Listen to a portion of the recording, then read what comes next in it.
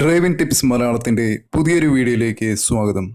ഇന്നത്തെ വീഡിയോയിലൂടെ പറയാൻ പോകുന്നത് വില്ലേജ് റോഡുകളിൽ നിന്ന്, അതായത് നമ്മുടെ നാട്ടിൻ പ്രദേശത്തൊക്കെ ഉണ്ടാവുന്ന ചെറിയ റോഡുകളിൽ നിന്ന് ഹൈവേയിലേക്ക്, സിംഗിൾ ലൈൻ ഹൈവേയുടെ വലത് ഭാഗത്തേക്ക് പ്രവേശിക്കുമ്പോൾ ശ്രദ്ധിക്കേണ്ട കാര്യങ്ങളാണ് പറയുന്നത്. എങ്ങനെയാണ് ശരിയായ രീതിയിൽ സുരക്ഷിതമായി ഹൈവേയുടെ വലത് ഭാഗത്തേക്ക് പ്രവേശിക്കാം എന്നാണ് ഈ വീഡിയോയിലൂടെ പറയാൻ പോകുന്നത്. ഇങ്ങനെയുള്ള വില്ലേജ് റോഡുകളിൽ നിന്ന് സിംഗിൾ ലൈൻ ഹൈവേയിലേക്ക് പ്രവേശിക്കുമ്പോൾ ഹൈവേയുടെ ഇടത് ഭാഗത്തേക്കാണ് പ്രവേശിക്കുന്നതെങ്കിൽ അത്ര വലിയ ബുദ്ധിമുട്ട് ആവശ്യമില്ല. അതിൻ്റെ കാരണം ഒരു ഭാഗത്തെ ട്രാഫിക് മാത്രം നമുക്ക് നോക്കിയാൽ മതി. പ്രത്യേകിച്ച് ഇടതുവശത്തേക്കാവുമ്പോൾ അത്ര ബുദ്ധിമുട്ടില്ലാതെ തന്നെ ലെഫ്റ്റ് സൈഡ് ചേർത്തെടുക്കുകയാണെങ്കിൽ ഈസിയായി തന്നെ ഹൈവേയിലേക്ക് പ്രവേശിക്കാവുന്നതാണ്. എന്നാൽ വലത് ഭാഗത്തേക്കാണ് പ്രവേശിക്കുന്നതെങ്കിൽ അതിൻ്റെതായ കുറച്ച് ബുദ്ധിമുട്ടുകളുണ്ട്. അതിൻ്റെ കാരണം രണ്ട് സൈഡിലെയും ട്രാഫിക് അപ്പോൾ ശ്രദ്ധിക്കേണ്ട ആവശ്യമാണ്. രണ്ട് സൈഡിലെയും ട്രാഫിക് ക്ലിയർ ആയതിനു ശേഷം ശ്രദ്ധയോടുകൂടി മാത്രമാണ് വലതുവശത്തേക്ക് പ്രവേശിക്കാൻ സാധിക്കുകയുള്ളൂ. അതുമാത്രമല്ല, തിരക്കുള്ള സാഹചര്യങ്ങളിലാണെങ്കിൽ ഇങ്ങനെ നിങ്ങൾ ഹൈവേയുടെ വലത് ഭാഗത്തേക്ക് പ്രവേശിക്കാൻ നോക്കുന്ന സമയത്ത് ഹൈവേയിൽ നിന്ന് നിങ്ങൾ വന്നുകൊണ്ടിരിക്കുന്ന വില്ലേജ് റോഡിലേക്ക് പ്രവേശിക്കാൻ നോക്കുന്ന വാഹനങ്ങൾ ഹോൺ അടിച്ച് ബുദ്ധിമുട്ടുണ്ടാക്കാനുള്ള സാധ്യത കൂടുതലാണ്. അപ്പോൾ ഇങ്ങനെ പല ആളുകളും ഹൈവേയിലേക്ക് പ്രവേശിക്കുന്നത് പല ആളുകളും പല വിധത്തിലാണ്.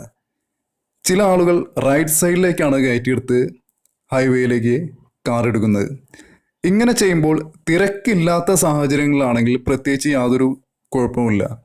എന്നാൽ ഹൈവേയിൽ കുറച്ച് ട്രാഫിക്കുള്ള സമയത്താണെങ്കിൽ ഏതെങ്കിലും ഒരു വാഹനം ഹൈവേയിൽ നിന്ന് നിങ്ങൾ വന്നുകൊണ്ടിരിക്കുന്ന റോഡിലേക്ക് പ്രവേശിക്കുകയാണെങ്കിൽ, അതായത് റൈറ്റ് സൈഡിൽ നിന്ന് വരുന്ന വാഹനം നിങ്ങൾ വന്നുകൊണ്ടിരിക്കുന്ന റോഡിലേക്ക് പ്രവേശിക്കാൻ നോക്കുകയാണെങ്കിൽ തീർച്ചയായും ആ വാഹനം അവിടെ ഒന്ന് ബ്ലോക്കായി കിടക്കും. കാരണം നിങ്ങൾ റൈറ്റ് സൈഡിലാണ്. അതുമാത്രമല്ല, അപ്പോഴുണ്ടാകുന്ന ഒരു പ്രശ്നം എന്ന് പറയുന്നത് ആ വാഹനത്തിൻ്റെ ബ്ലോക്ക് കാരണം നിങ്ങൾക്ക്, പ്രത്യേകിച്ച് ബിഗിനറായ ഒരാളാണെങ്കിൽ നിങ്ങൾക്ക് ആ വാഹനത്തെ കടന്ന് കയറ്റിയെടുക്കാൻ ഒരു ബുദ്ധിമുട്ടായിരിക്കും. അതിന് കാരണം നിങ്ങൾക്ക് വന്നുകൊണ്ടിരിക്കുന്ന ട്രാഫിക്കിനെ ശരിക്ക് കാണാൻ സാധിക്കില്ല, ജഡ്ജ് ചെയ്യാൻ സാധിക്കില്ല. റൈറ്റ് സൈഡിൽ കിടക്കുന്ന ആ വാഹനം നിങ്ങൾക്കൊരു ബ്ലോക്കാണ്. ഇങ്ങനെയൊക്കെ ഉണ്ടാവാതിരിക്കാൻ വേണ്ടി ശരിക്കും പ്രോപ്പറായ രീതിയിൽ, ശരിയായ രീതിയിൽ ഇങ്ങനെ സിംഗിൾ ലൈൻ ഹൈവേയിലേക്ക് വില്ലേജ് റോഡിൽ നിന്ന് പ്രവേശിക്കേണ്ടത് ലെഫ്റ്റ് സൈഡ് ചേർത്താണ്. അതെങ്ങനെയാണ് എന്ന് ശരിയായൊരു രീതിയിലാണ് ഇനി പറയാൻ പോകുന്നത്. ഇപ്പോൾ ഞാൻ ഈ വില്ലേജ് റോഡിൽ നിന്ന് സിംഗിൾ ലൈൻ ഹൈവേയുടെ വലതു ഭാഗത്തേക്ക് പ്രവേശിക്കുന്നതിന് വേണ്ടി വന്നുകൊണ്ടിരിക്കുകയാണ്. സെക്കൻഡ് ഗിയറിലാണ് ഇപ്പോൾ ഞാൻ കാറ് ഡ്രൈവ് ചെയ്തുകൊണ്ടിരിക്കുന്നത്. ഒരുപാട് വളവുകളും തിരിവുകളും ഒക്കെ വരുന്ന വില്ലേജ് റോഡുകളാണെങ്കിൽ സെക്കൻഡ് ഗിയറിൽ സഞ്ചരിക്കുന്നതാണ് നല്ലത്, സുരക്ഷിതമായതും. നിങ്ങൾക്ക് സ്ട്രെയിറ്റ് ആയി വരുന്ന വലിയ കുഴപ്പമില്ലാത്ത റോഡുകളാണെങ്കിൽ ഫോർത്ത് ഗിയറിലൊക്കെ സഞ്ചരിക്കുന്നതിൽ വിരോധമില്ല. ഒരുപാട് വളവുകളും തിരിവുകളൊക്കെ വരുമ്പോൾ സെക്കൻഡ് ഗിയറിൽ സഞ്ചരിക്കുന്നതാണ് നല്ലത്. അതാണ് നിങ്ങൾക്ക് സുരക്ഷിതമായി തന്നെ തിരിക്കാനും വളയ്ക്കാനൊക്കെ സെക്കൻഡ് ഗിയറിലാണ് ഏറ്റവും റെക്കമെൻഡഡ് ആയിട്ടുള്ളത്. ഇങ്ങനെ വില്ലേജ് റോഡിൽ നിന്ന് സിംഗിൾ ലൈൻ ഹൈവേയുടെ വലതുഭാഗത്തേക്ക് പ്രവേശിക്കുന്നതിന് കുറച്ച് മുന്നേ തന്നെ ഇൻഡിക്കേറ്റർ ലൈറ്റ് ഇട്ടിരിക്കണം. വലതുഭാഗത്തേക്കുള്ള ഇൻഡിക്കേറ്റർ ലൈറ്റ് ഇട്ടിരിക്കണം. ഒരിക്കലും നിങ്ങൾ ടേൺ ചെയ്യുന്നതിന് തൊട്ട് മുന്നേ തന്നെ പെട്ടെന്ന് ഇൻഡിക്കേറ്റർ ഇട്ടുകൊണ്ട് പെട്ടെന്ന് തിരിക്കുന്ന ആ രീതി തെറ്റാണ്, അപകടകരമായ ഒരു രീതിയാണ്. എപ്പോഴും ലെഫ്റ്റിലേക്ക് അല്ലെങ്കിൽ റൈറ്റിലേക്ക് ടേൺ ചെയ്യുന്നതിന് കുറച്ച് മുന്നേ തന്നെ ഇൻഡിക്കേറ്റർ ഇട്ടിരിക്കണം. അത് ശ്രദ്ധിക്കേണ്ട ഒരു പോയിന്റാണ്. അടുത്തതായി ചെയ്യേണ്ടത്, നിങ്ങൾ വന്നുകൊണ്ടിരിക്കുന്ന വില്ലേജ് റോഡിൻ്റെ ലെഫ്റ്റ് സൈഡ് ചേർത്ത് എടുക്കുക. അതാണ് ശ്രദ്ധിക്കേണ്ടത്.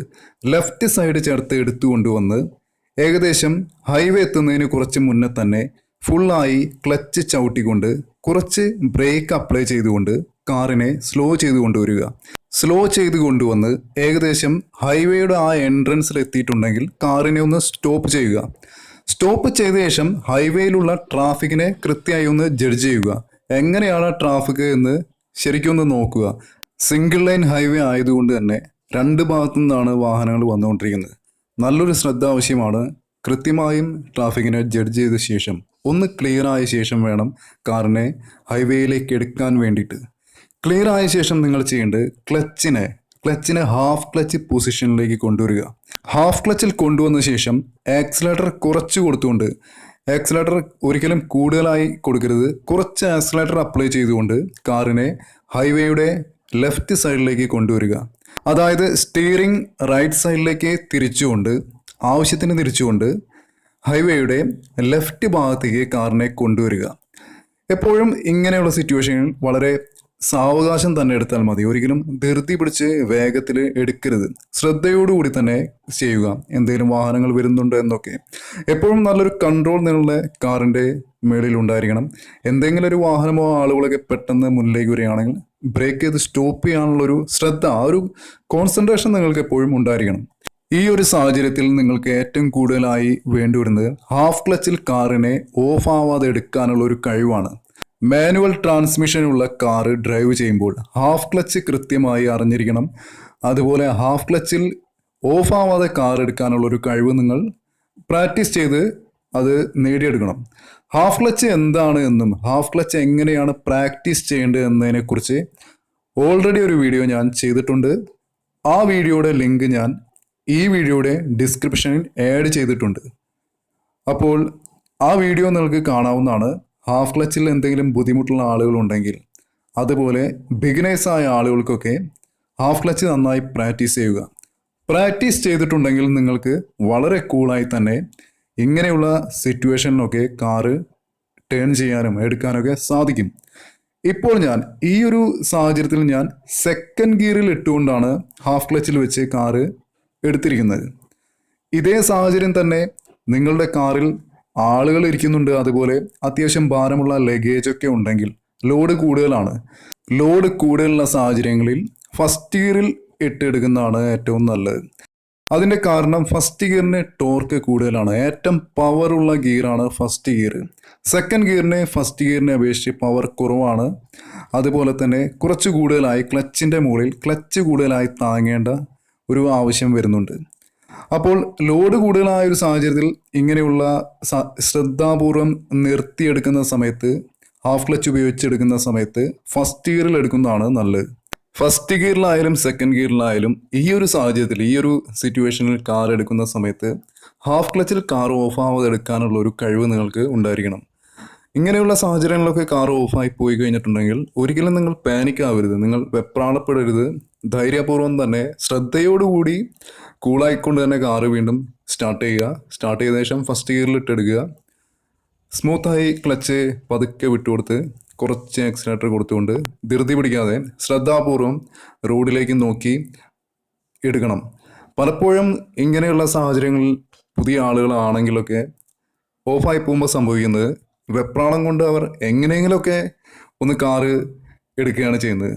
അപ്പോൾ റോഡിൽ വരുന്ന ആളുകളെയും ട്രാഫിക്കിനെയും വാഹനങ്ങളെയൊക്കെ തീർച്ചയായും നമ്മൾ ശ്രദ്ധിച്ചിരിക്കണം, അല്ലെങ്കിൽ അതൊരു അപകടകരമായൊരു പ്രവൃത്തിയാണ്. അതുകൊണ്ട് എങ്ങാനും പുതിയ ആളുകളൊക്കെ ഇങ്ങനെയുള്ള ഹൈവേയിലൊക്കെ എടുക്കുന്ന സമയത്ത് ഓഫായി പോവുകയാണെങ്കിൽ നിങ്ങൾ വെപ്രാളപ്പെടരുത്, ശ്രദ്ധ ഒരിക്കലും കൈവിടരുത്.